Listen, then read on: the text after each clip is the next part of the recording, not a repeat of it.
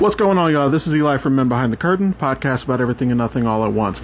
Now, as I mentioned in my previous video the other day, we don't have a new episode this week, so we're going to be doing another movie rant. This one, I went back, this is 1997, so 28 years. I wanted to rewatch Event Horizon. This is a movie that I honestly loved from the very first viewing. It's picked up over the years. This is a great blend of sci-fi and horror. But without further ado, these opening credits are what I like to refer to as like just aggressively 90s.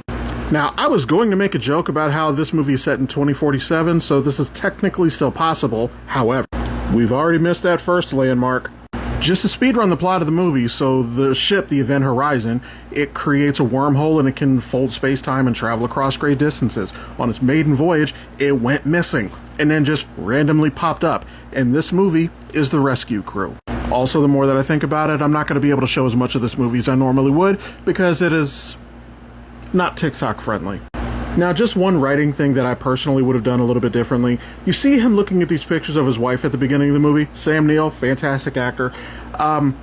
It's not very apparent until much later in the movie what happened with her. So I feel like they could have made this make more sense with a little bit more exposition. This movie actually has a fantastic cast because you have Sam Neill, you have Lawrence Fishburne, you have Richard T. Jones, you have Jason Isaacs, and you have Sean Pertwee, who is probably my favorite Alfred in Gotham.